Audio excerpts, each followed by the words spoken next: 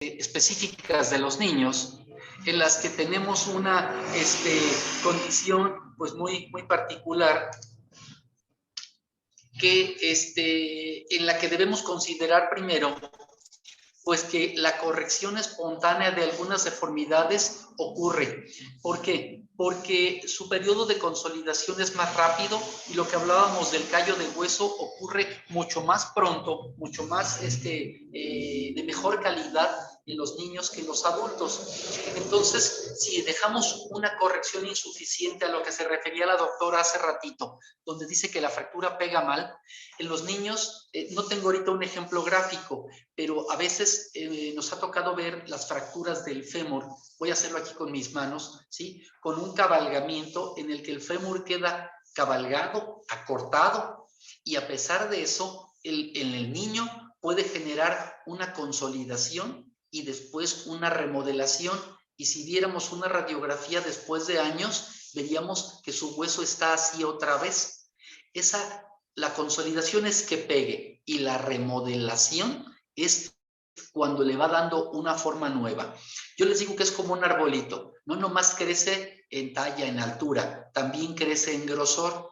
Entonces, cuando se van haciendo la aposición de estructura ósea nueva a los lados para irle dando grosor, esa misma condición hace que se vayan remodelando y esas deformidades que quedaron por la aparente reducción incompleta, sabemos que se van a compensar.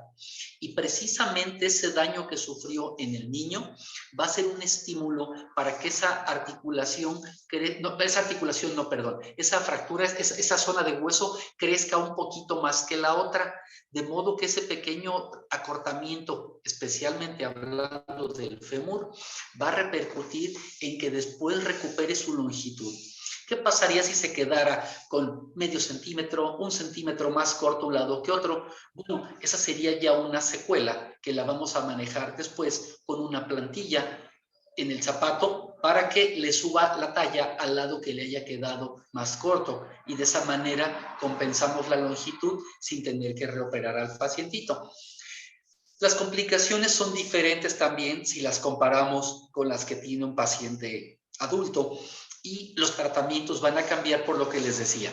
Que no estemos invadiendo las zonas de crecimiento del hueso, que no tengamos mucho daño en la cobertura muscular, ligamentaria, tendinosa, vascular, para que no estemos desperiostizando el hueso. Desperiostizar es que le pelamos el hueso tanto que eliminamos también su aporte vascular y esas zonas tienen dos caminos. Se regenera la circulación o se pierde y el huesito muere.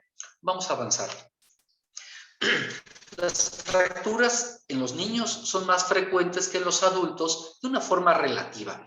El paciente pediátrico es juguetón, es atrevido, se sube donde no debe, no piensa en las consecuencias, no tiene temor, va y lo hace y si resulta bueno y si no, pues duele y listo. Eso los hace que sean frecuentes. Su periósteo es una delgada capa que rodea el hueso y es fuerte y es muy activo en la infancia, de manera que está íntimamente ligado con el desarrollo en cuanto a lo que decíamos, el crecimiento y el engrosamiento de las estructuras de hueso durante el desarrollo. Por lo tanto, estando fuerte, activo y bien vascularizado, la curación de las fracturas ocurre de una manera más rápida, porque muchas veces se rompe el hueso, pero el periósteo sigue activo por lo menos en uno de los dos extremos de la fractura, lo que va a hacer que la continuidad de ese aporte sanguíneo siga estando presente. Como los niños decíamos, su flexibilidad es mayor, aguantan, truenan, se rompe el hueso, pero no pierde su ubicación. Muchas veces tenemos dificultades para diagnosticarlo y a veces, a pesar de tener una radiografía bien tomada, nos anda costando trabajo. Luego entonces se vuelve muy importante pedir la radiografía de frente y de lado para que tengamos las dos vistas, porque luego se pueden ocultar en una de ellas. Los huesos, pues están delgados, digo, si los comparamos con un adulto, pero proporcionalmente a su talla y su edad, pues son lo que están ahí. Las lesiones muchas veces se manifiestan como fisuras y como mostramos en este ejemplo de la fotografía. ¿Quién quisiera opinar? ¿Por qué sabemos que es una radiografía de un niño y no de un adulto? ¿En qué lo distinguimos? Por el Sí, cartílago de Adrián. crecimiento. Por el cartílago de crecimiento. Exactamente. Abajo, en la parte más inferior, está un núcleo de consolidación. Pareciera que todo está separado y una bolita aparte de todo. Sin embargo, son los núcleos de consolidación secundaria y el resto sí existe. Nada más que está tan delgado, tan transparente a los rayos X que no se ve. Eso nos hace saber que se trata de una radiografía de un niño. Y la fractura, pues es una fractura amplia. ¿Qué trazo creen que sea esta fractura? ¿Cómo la describirían? ¿Un trazo de tipo espiral, transversal? ¿Cómo lo ven? Oblicuo. Es un trazo oblicuo largo. ¿Sí? Ok, avanzamos. Hay lesiones de veras graves, como las que ya afectan las de la placa epifisaria. ¿Qué articulación estamos viendo aquí? ¿Quién quiere opinar? ¿Qué parte anatómica del cuerpo es? Tenemos un tobillo y el tobillo tiene su fisis de crecimiento y esa fisis está en esta zona y la lesión ocurrió aquí, desprendió la fisis de la tibia, fracturó la fisis del peroné, ¿de acuerdo? Esa sería una lesión compleja. ¿Por qué? Porque está comprometiendo la zona de crecimiento y de acuerdo a la reducción que hagamos, a la fijación que tengamos, esa fractura va a permitir que continúen los procesos de desarrollo y que esta piernita no tenga un acortamiento después en esa zona del tobillo. La zona afectada del peroné no es grave, es una zona que pues se reduce y sigue funcionando porque su fisis de crecimiento está en una zona más distal. Pero totalmente diferente la concepción en cuanto a lo sencillo o lo grave en esta comparada con la previa. Para entender un poquito más lo que es el periósteo, uso esta fotografía donde se hace una disección anatómica y se está separando ese periósteo del hueso. Como decíamos, es una membrana que lo rodea todo, que está transparente, que está más gruesa en los niños y que tiene circulación que le da un aporte nutricional al hueso. Cuando hay fracturas, hace, como les platicaba, que un lado se quede unido y el otro no, y mantiene la estabilidad de las fracturas, y se forma una especie de bisagra en la que un lado tiene movilidad nada más, pero no desplazamiento, y el otro tiene movilidad, pero no se desplaza gracias a que el contralateral se mantuvo estable. Decíamos hace rato que el tiempo de consolidación de las fracturas es variable porque en las edades tempranas la actividad generadora de hueso nuevo, tanto del periósteo como del endósteo, está muy activa y al paso de los años esa va disminuyendo. Por lo tanto, los niños consolidan las fracturas más pronto que la de los adultos. Como un ejemplo, en los niños, pensaríamos que una fractura de fémur al nacer puede durar 3 semanas en consolidar. Y ustedes me dirán como que al nacer una fractura, no se imaginan la cantidad de pacientes que hemos visto que se cayeron de la cama, se cayeron de la cuna, se cayeron de los brazos de los padres y lo más triste, el maltrato infantil. Me ha tocado ver un niño de 9 meses de edad que se fractura el fémur, pero de una forma muy aparatosa y pues no hay un mecanismo que lo explique, de manera que ahí ya participaron las autoridades y el DIF con la mamá y resulta que era un niño maltratado por la pareja de esta mamá. Entonces, los niños tenemos que estar también al pendiente de eso, ya que surgió el tema ahorita. Cuando explican cómo fue que le ocurrió la fractura, pero nos damos cuenta que así no se rompe un hueso, que no fue suficiente lo que nos dicen para provocar una fractura de las dimensiones que las estemos viendo y por lo tanto también hay que pensar en el maltrato como una causa de que eso esté ocurriendo. Al nacer, curaría en 3 semanas. A los 8 años de edad, tendría un promedio de 12 semanas. Acuérdense que lo que les decía, una cosa es el tiempo de inmovilización y otra cosa es la consolidación, el endurecimiento y que el hueso vuelva a tener las condiciones que tenía antes de haberse fracturado. Y así va avanzando a los 12 años y ya después de los 20 puede pasar varias semanas, hasta 20 o más, para que tengamos la dureza específica. En un adulto podríamos hablar de un retardo en la consolidación, y me refiero a la que es visible en los rayos X después de 6 meses de que no pegó. En los niños rara vez vemos esto, vemos un callo óseo exuberante y rápido, y eso nos deja moverlos. No hablo de que el niño se quede 20 semanas inmóvil, hablo de que si se volviera a caer y se volviera a pegar, sería muy poco probable que se fracturara donde mismo, considerando que ese hueso ya pasado ese tiempo se recuperó al 100. Si le ocurriera un trauma similar al original en un tiempo menor, pues lo más probable es que se fracture en el mismo sitio donde ya habíamos conocido otra fractura de este pacientito. Hablábamos en los enunciados de principio que había dificultades para el diagnóstico. Como podemos ver en esta radiografía, los huesecitos de la mano están con las imágenes características de la zona de crecimiento de los huesos, y aquí por ejemplo vemos en el metacarpo que unos ya se cerró esa fisis y otros todavía no. En la zona de radio y cúbito estamos viendo esas fisis todavía, ¿sí? Y eso nos implica pues que es un crecimiento, la radiografía de un esqueleto en desarrollo. Entonces, esas diferentes etapas pueden representar una confusión, una dificultad para que la imagen radiográfica lo consideremos normal o un hueso afectado. Y la gente con poca experiencia en ver radiografías de niños, es fácil que confunda la fisis de crecimiento con una fractura, especialmente cuando, como en el caso aquí decíamos otra vez de los huesos del carpo, unos ya cerraron y otros no.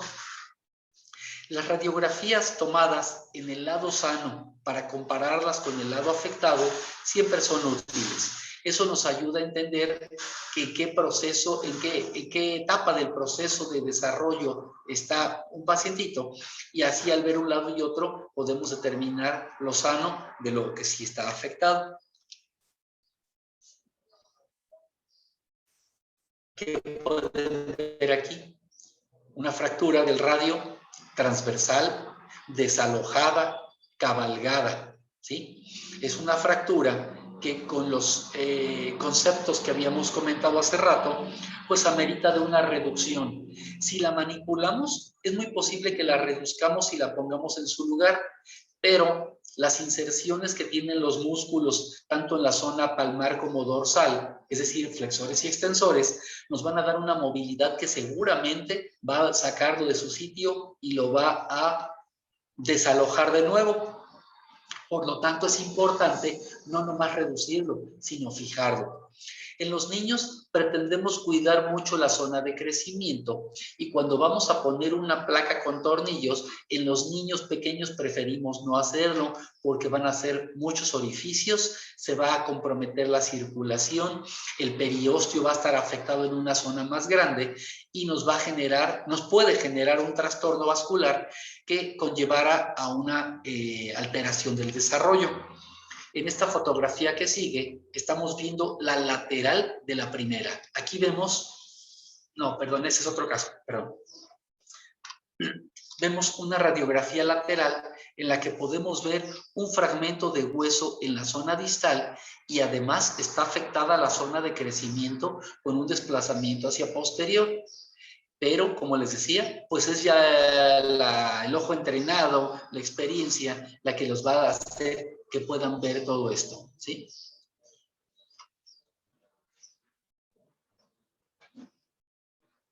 Decíamos que en un paciente adulto, las deformidades que se generen como resultado de una fractura, ya sea porque no tuvieron tratamiento o el tratamiento no generó la corrección adecuada o deseable, se van a quedar para siempre. Lo que hablábamos con la doctora de las consolidaciones viciosas, se quedan para siempre, a menos, claro, que las modifiquemos.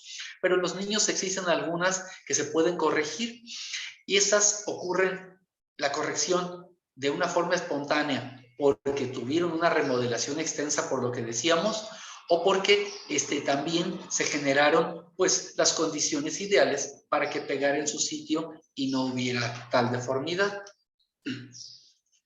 ¿Podemos tener complicaciones con los niños? Claro, pareciera que se arreglan solos, que aguantan mucho, que todos les va bien, pero cuando tenemos un trastorno en la zona del crecimiento y se afecta la placa epifisaria, podemos tener trastornos en la longitud de esta extremidad o inclusive si se generara un trastorno en un ángulo de esta fisis, puede crecer más un lado que otro y tener una condición de deformidad angular. También podemos tener como una complicación las osteomielitis, que consisten en la infección de un hueso secundaria a una fractura. Generalmente secundaria a fracturas expuestas. Estas fracturas expuestas ocurren cuando se perfora la cubierta de la piel y el hueso, ya sea que algo penetre de fuera adentro hacia el hueso y otra en la que el hueso atraviese el tejido blando y sobresalga de la piel. Otra de las complicaciones que pueden ocurrir es la isquemia de Volkmann. Esta isquemia de Volkmann la describió así porque la inflamación resultante del daño en el momento de la fractura produce tal inflamación que no solamente empujan los tejidos hacia afuera aumentando el volumen de la extremidad, sino también empujan hacia adentro, comprimen vasos sanguíneos, comprimen nervios y generan un dolor importante y muchas veces una isquemia que va a generar un trastorno circulatorio que puede comprometer la extremidad, inclusive teniendo que amputarla. Esa isquemia no nomás es imputable a lo que es fractura en sí, sino a las maniobras que hacemos para llevarlo a su lugar, para hacer una reducción o inclusive un yeso mal puesto, una inmovilización con un aparato de yeso de fibra que lo pongamos tan apretado que no permita la circulación y nos lleva al mismo resultado. Un Volkmann con dolor y con una condición muy grave en la que muchos pacientitos resultan amputados. Aunque es muy rara, la trombosis puede ocurrir. La trombosis ocurre por la lesión, la contusión del mismo vaso que va a liberar coágulos que pueden quedarse atorados en algún segmento de la extremidad afectada o a veces viajar a otra parte, como el pulmón, por ejemplo, y hacernos una tromboembolia pulmonar. En pacientes adultos ocurre más, pero en los niños están dadas las condiciones para que pueda ocurrir. Tengo también clasificada como rara la rigidez articular. Como decíamos hace rato y en el otro tema, la inmovilización prolongada puede producir rigideces y en los pacientes adultos pues la prolongamos un poco más. Con los niños podemos ser más cuidadosos y hacerla en menos tiempo. ¿Por qué? Pues porque su consolidación ocurre tan rápido que les podemos quitar el yeso en menos tiempo. Sin embargo, esta rigidez también no se presenta tan seguido debido a que los pacientes son tan inquietos, son tan activos, que a veces aún no los mandamos a la rehabilitación y ellos ya están moviendo el brazo para jugar, para desplazarse, para hacer algo que los que ellos consideran que no puede ser malo, y de alguna manera consiste en su rehabilitación, aunque sea de una manera sin conocimiento de causa, pero les provoca la movilidad y eso hace que no tengan esa rigidez. Si tenemos alguna razón para prolongar la inmovilización con un yeso, con una partoinmovilización, sí se puede producir esa rigidez. Los sitios más comunes de la rigidez articular en los niños es el codo. Es la que más he visto que se queda pegada, que tiene movimientos cortos tanto de flexión como de extensión y casi siempre la rehabilitación los resuelve. Cuando la rehabilitación no puede con ellos, los anestesiamos y les hacemos movimientos de flexión y de extensión para lograr desprender, vamos a decirlo así, esas cicatrices que se formaron en el interior de la articulación y que le están dando una unión, una rigidez. Sí, esas son unas bridas articulares y con eso se rompen y se liberan y otra vez volvemos a la movilidad. Los tratamientos son variados. habíamos platicado que tienen que ver con el hueso, con la ubicación en el hueso donde ocurre la fractura, con la edad de los chiquillos, con el tipo de desplazamientos que tengan. Y en los niños más pequeños, la reducción cerrada se considera la ideal. La reducción abierta y la fijación la consideramos necesaria cuando las fracturas han perdido su alineación y se desplazan. Por ejemplo, en el cuello del fémur o en las zonas articulares, cuando se afecta la placa epifisaria y ocurren deslizamientos que tenemos que regresar a su sitio. Para lograrlo podemos usar clavillos o tornillos muy delgados. ¿Por qué? Porque vamos a atravesar la fisis de crecimiento y al atravesarla los clavillos son menos agresivos. El tornillo, como tiene rosca, conlleva un taladrado, luego en el tornillo puede, por las vueltas de la rosca que tiene el diseño del tornillo, lastimar también esas zonas de crecimiento, y entonces buscamos los más delgados cuando sea absolutamente necesario meter un tornillo.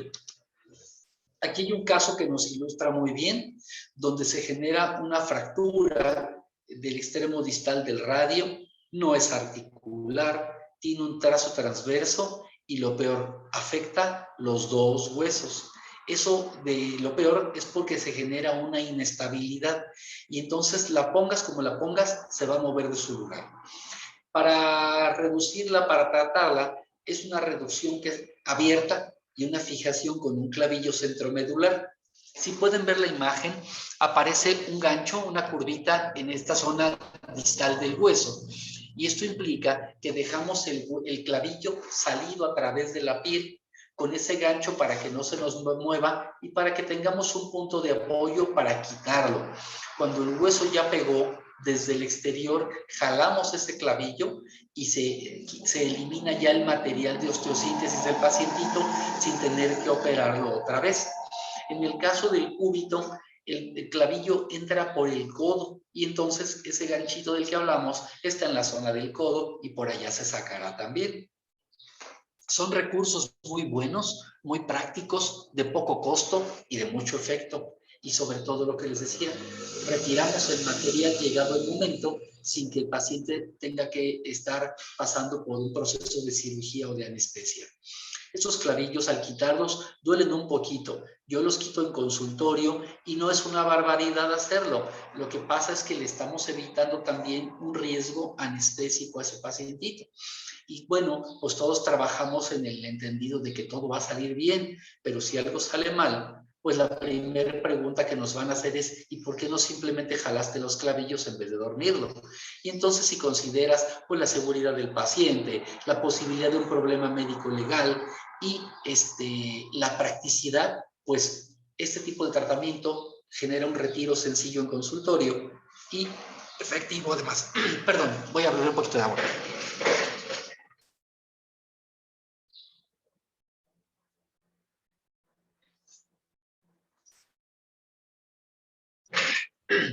Gracias, continuamos. En otro de los casos, existe un trastorno del desarrollo, porque estamos hablando de los niños, que se llama epifisiolistesis. No la voy a describir aquí y ahorita, pero se trata de una lesión fisaria en la cabeza, en el cuello del fémur, en el que se desplaza y genera cambios, dolor, cojera, y por supuesto una imagen radiográfica que, estando ya uno familiarizado, es sugestiva de tratamiento. En estos dos casos se le pone a uno tornillos y a otro le pusieron clavillos. No son fotografías mías, las tomé de la red. Estos casos, a veces el clavillo lo pones pues porque es más barato, porque es más fácil acceder a él. Y en el caso de los tornillos, el tornillo, como tiene rosca en un extremo y cabeza en el otro, genera una compresión cuando lo vas apretando. Y eso hace que los extremos fracturados se unan entre sí. De manera que esa compresión también nos va a ayudar. Y aunque tengamos el inconveniente que ya dijimos, bueno, pues vamos a tener que resolver el problema. El clavillo lo une, lo mantiene en su lugar, pero no hace una compresión. a veces la decisión de poner uno u otro estriba en el desplazamiento que haya tenido esa fractura o la inestabilidad que tenga. Lo pones en su lugar y se atora bonito y ahí se queda. Los clavillos es un buen recurso. Lo pones en su lugar y se sale, pues tienes que meterle compresión y entonces utilizar los tornillos. Ese sería el caso de el uso de un material o el otro. ¿Qué preguntas tienen? Disculpe, al principio hablaba de que si se dañaba el periósteo en un niño que no iba a recibir nutrición e irrigación, ¿qué va a pasar con ese hueso? Bueno, se supone que si se daña el periósteo, se daña en un segmento chiquito. Eso nos alteraría el tiempo de consolidación. Pero en los niños, el mismo periósteo no, se puede dañar por el mecanismo de fractura o en la reducción quirúrgica que hiciéramos. Por eso les comentaba que a veces preferimos no abrirlos. Pero no es un daño permanente. Esa consolidación podría retrasarse un poquito nada más o un pequeño segmento sufrir esa mala o esa escasa circulación sanguínea. Por lo tanto, no es grave, ¿sí? Es un trastorno, sí, pero no es grave. De todos modos lo cuidamos para evitar que eso ocurra. Bien, gracias. ¿Alguien más?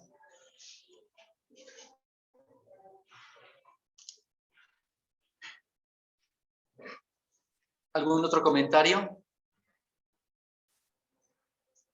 Oigan, ¿cómo están de tiempo? Se supone que tenemos todavía más rato para continuar ahorita.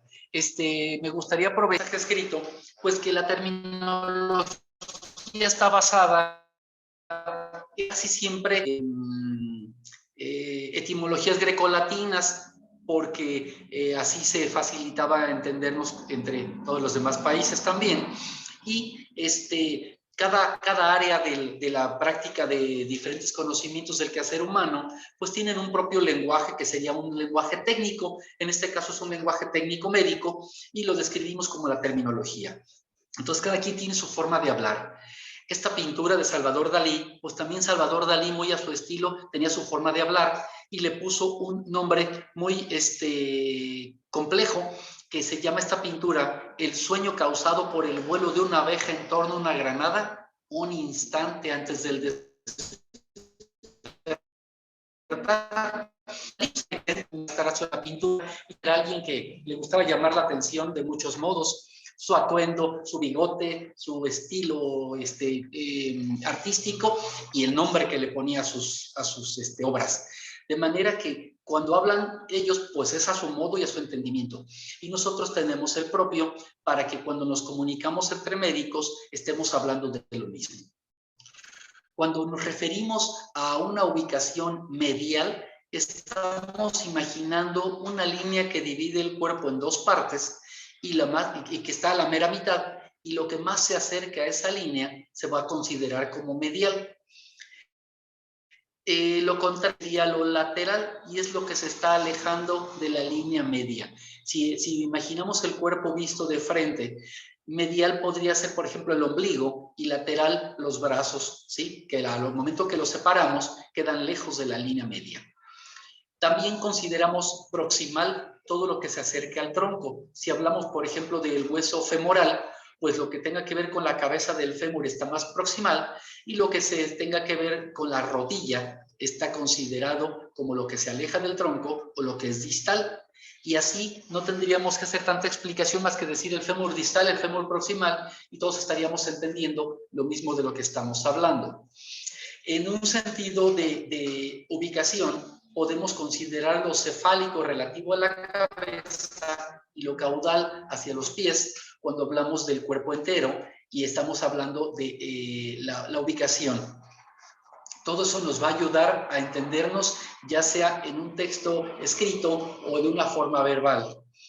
Los movimientos que se generan también van a tener una descripción médica técnica única, y en este caso hablaríamos del hombro. La extensión del hombro se genera cuando el brazo se va a mover al frente de nosotros, ¿sí? Y va a describir una media circunferencia partiendo de su orientación de la mano hacia el piso y irla elevando hasta que llega hacia la parte más alta de la cabeza. En la flexión, el hombro, la mano se dirige hacia atrás y por lo tanto el hombro adopta una rotación en la que va a generarse una posición como la que describe la imagen. La abducción, este es un chiste malo, la gente de los 90s vimos una serie llamada Los Expedientes X y la abducción tenía que ver con extraterrestres, pero la abducción en realidad está considerada anatómicamente considerado un movimiento articular del hombro en el que la mano y el codo se alejan del cuerpo y la escribimos con ABD, abducción.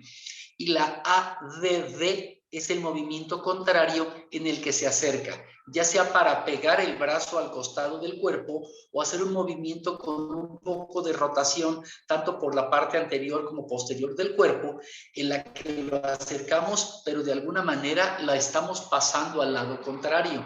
Entonces esa sería la ADD, la abducción.